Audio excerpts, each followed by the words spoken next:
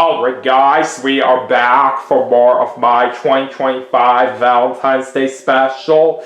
We just played some Super Smash Bros. Brawl for the Nintendo Wii, and that was a whole lot of fun. So, for our next segment, we are going to be playing Mario Kart Wii! That's right! Mario Kart Wii for the Nintendo Wii. So let's see how we do.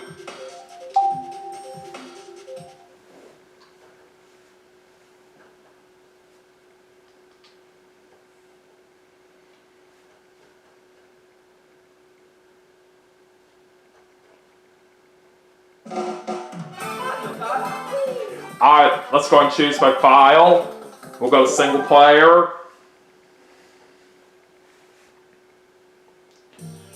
We'll do versus. We'll of course do a solo race. Then play as Mario as usual. Mario time! We'll go with the sprinter like I normally do. Here we go! Alright, so anyways, for our first track, let's go ahead and start things off at DK Summit.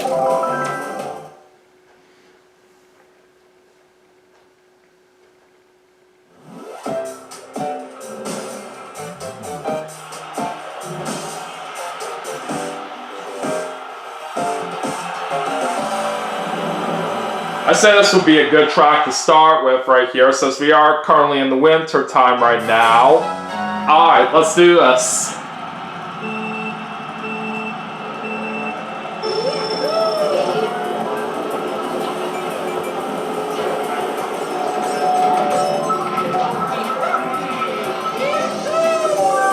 Alright, shall start off, I'll take that. How did I miss my chance to hit Waluigi there? You gotta be kidding me. Alright, green shell this time.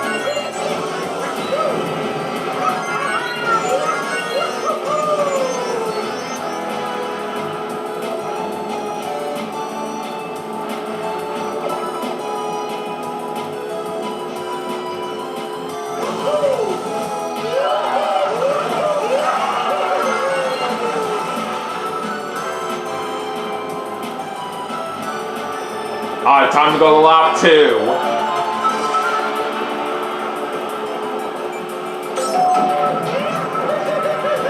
So I'd like to mention this right here, that I did watch the Daytona 500 this past weekend, and I do say it was quite an exciting race to watch right here.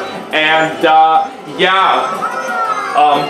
as for who managed to win the Daytona 500 right here, after what I saw, it happened to be William Byron, so congrats to him on taking the win on that. And not only that right here, William Byron also managed to win that kind of race back-to-back times right here, which is quite impressive. He did manage to win last year's running of the Daytona 500, and he was able to pull it off again this year, which I didn't really think he would do right there, but I'd still say that's quite amazing for him nonetheless right here. And I have heard right here that William Byron is actually the 5th different driver to actually win back-to-back Daytona 500s. It's normally not that easy to try to accomplish right here, but I still cannot believe it for how William Byron was able to pull it off right here.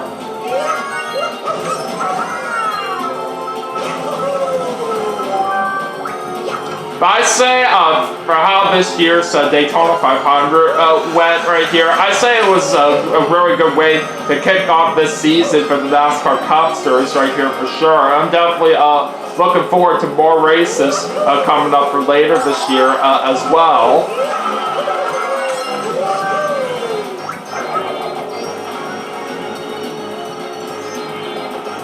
And we're going to start off the win in first place. That's how you do it. Alright. So we're going to start off with 15 points. Alright, now let's head to race 2.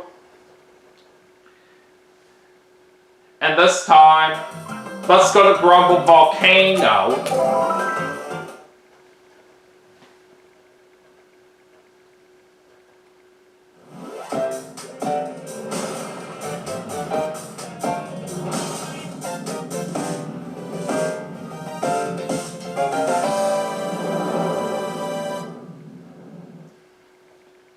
Alright, here we go.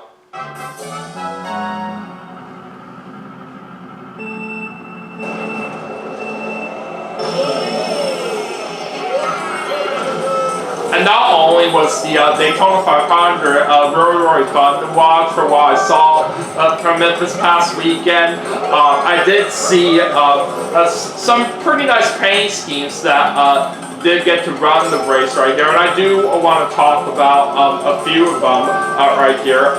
The first one I do want to mention right here basically is Martin Truex Jr. right here. Basically, if any of you NASCAR fans remember, he just recently retired after this past season right here. But Martin Truex Jr. did get the opportunity to run in this year's Daytona 500, which is very, very nice. And he basically had a number 56 Bass Pro Shops scheme, and the team that he was with was Tricon Garage. And fun fact about Martin Truex Jr. is that he drove the number 56 before, actually, which was back in his Michael Waltrip Racing days before that team shut down. I do say for Martin Truex Jr. That competed in this year's Daytona 500, it was quite nice to see him out here, but unfortunately he couldn't finish the race all because he was involved in a crash right here. But stuff like that happens when it comes to big races like this. But I'm sure he still tried his best out there nonetheless. And then next one I do want to talk about in terms of paint schemes that were ran in the Daytona 500. Right here, I do want to share is basically for Jimmy Johnson. And speaking of Jimmy Johnson, I do know he retired from full-time cup racing after 2020 right here, but he's been racing part-time for a couple of years right now with Legacy Motor Club. It's been pretty nice to see him run some races occasionally, even if he's not doing it full-time anymore. And the kind of paint scheme that Jimmy Johnson actually had was a pretty special Carvana scheme that he ran. I'll talk more about that in a moment right here, but we got another win in first place. Alright, so that's another 15 points coming my way. Alright, moving on to race 3. And for the next one, we're going to go to Koopa Cape. Alright, but anyways, back to what I was saying right here. Jimmy Johnson did run a special Carvana scheme in this year's Daytona 500. And a little thing about it was that somebody actually designed that paint scheme for him, and the person who designed it was actually a legendary NBA player, Shaquille O'Neal. And there's actually a pretty interesting story right here of how he got to design that paint scheme for Jimmy Johnson. They actually faced off in a basketball competition together, and it was first to 5 points. Right. And they had a little bit of a bet depending on who would actually win right here. And from what I do remember was that if Shaquille O'Neal would actually win that competition, then he would have an opportunity to design a paint scheme for Jimmy Johnson. And sure enough, he was able to win that basketball competition against him. And that's how he got to design the paint scheme right here. So I do say it looked really awesome right here for the way that it turned out right here. And for how that paint scheme looked right here, it basically had Shaquille O'Neal himself right here doing some kind of slam dunk right here on the hug right here. I do say it looked really, really cool for how the paint scheme was designed by Shaquille O'Neal himself. So I definitely do say he did a great job on it.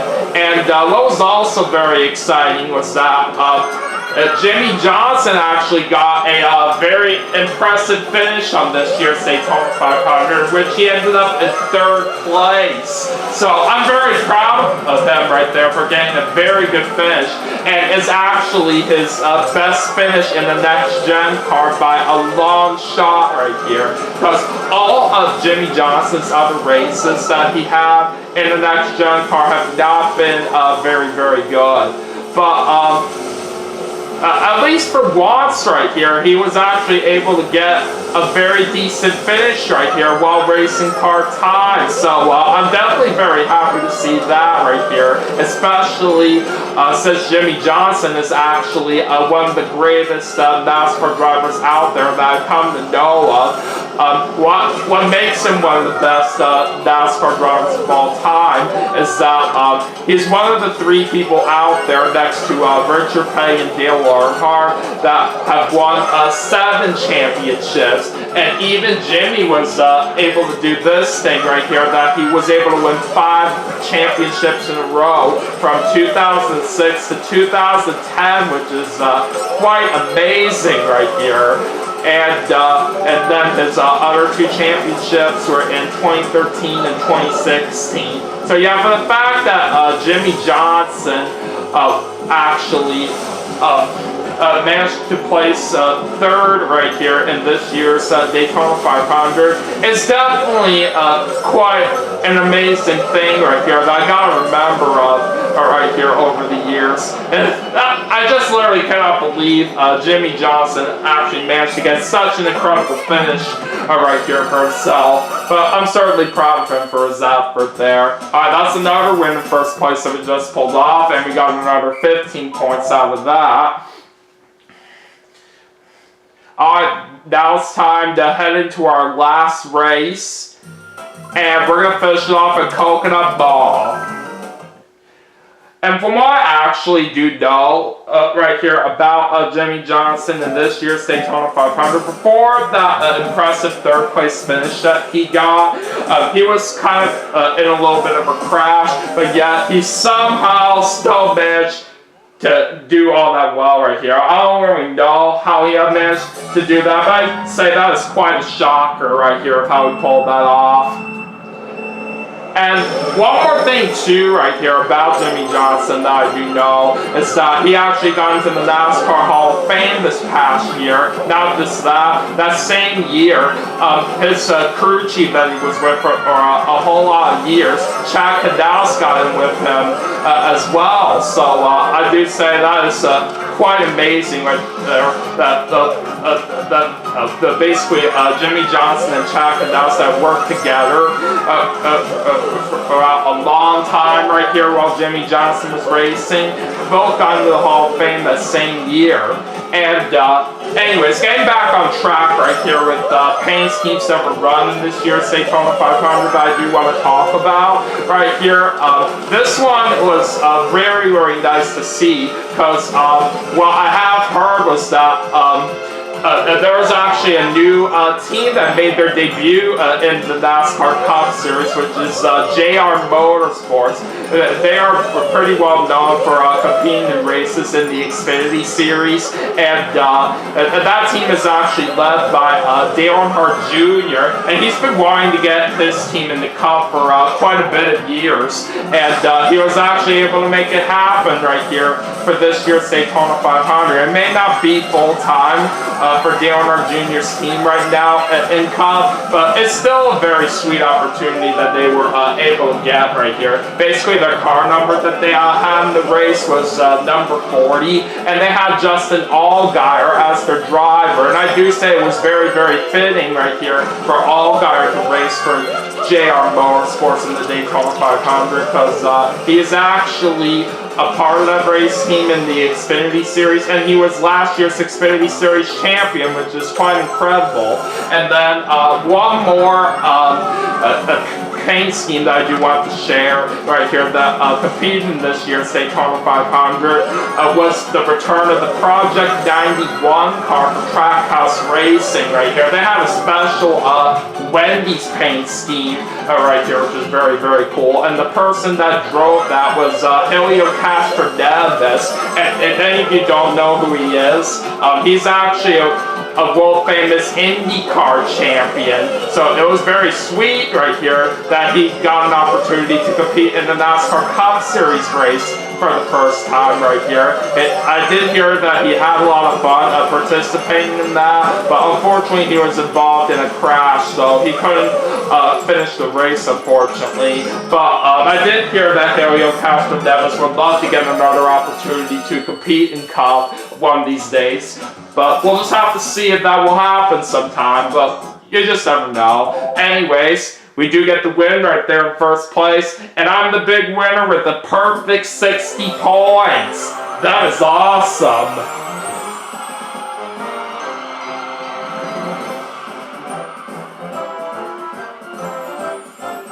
So there's our wonderful golden trophy right there.